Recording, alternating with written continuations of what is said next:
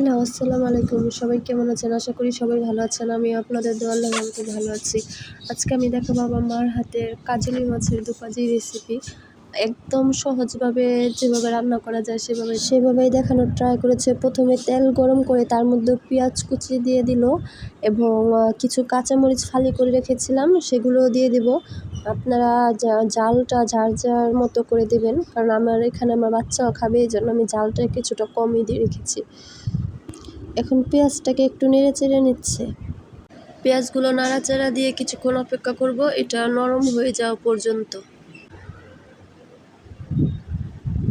আপনারা দেখতে পাচ্ছেন পেঁয়াজটা একদমই নরম হয়ে এসেছে। এখন এটা একটু নেড়ে চেড়ে তার মধ্যে এখন 1 চা চামচ হলুদের গুঁড়া এবং পরিমাণ মতো লবণ দিয়ে এটাকে একটু নেড়ে চেড়ে পানি দিয়ে কষিয়ে নেব।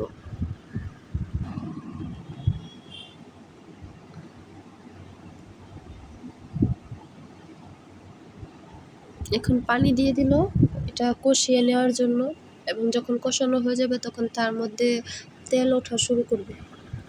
এখন দেখতেই পাচ্ছেন পেঁয়াজগুলো একদম কষানো হয়ে গেছে, তেলগুলোও উঠে গিয়েছে।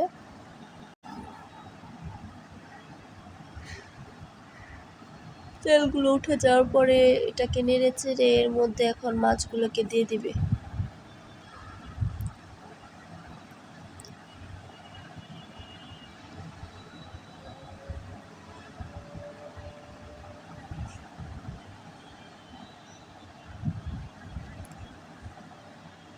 মাছগুলোকে দিয়ে দিয়েছে এবং এটা একটু নাড়াচাড়া দিয়ে কষিয়ে নেওয়ার চেষ্টা করব। এখন মায়ের মধ্যে পানি দিয়ে দিল কিছুটা এবং এটা নাড়াচাড়া দিয়ে মাছগুলোকে সোজা করে দিয়ে এটাকে ঢেকে দেবে। বলক আসা পর্যন্ত অপেক্ষা করব। মাছগুলোকে বারবার উপরের দিকে তুলে দিচ্ছে যাতে দেখা যায়। এখন এটাকে ঢাকনা দিয়ে ঢেকে দেব এবং পানিগুলো শুকিয়ে আসা পর্যন্ত অপেক্ষা করব। পানিটা অনেকটাই শুকিয়ে এসেছে। এখন মা এর মধ্যে কিছুটা ধনিয়া পাতা কুচি করে রেখেছিল সেগুলো দিয়ে দিল।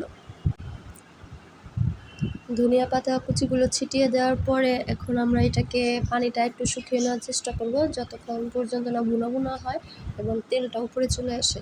পানিগুলো শুকিয়ে যখন তেলটা উপরে চলে আসবে আমাদের তো মাছের দোপাজিটা কমপ্লিট হয়ে যাবে। এই যে দেখতে পাচ্ছেন অনেকটাই শুকিয়ে তেলগুলো উপরে ভেসে চলে আসছে। এখন আমরা দোপাজিটাকে নামিয়ে নেব এবং পরিবেশন করেছি। আশা করি ভিডিওটা সবার ভালো লাগবে। লাইক, কমেন্ট, শেয়ার এবং সাবস্ক্রাইব করে পাশে থাকবেন। ধন্যবাদ সবাইকে।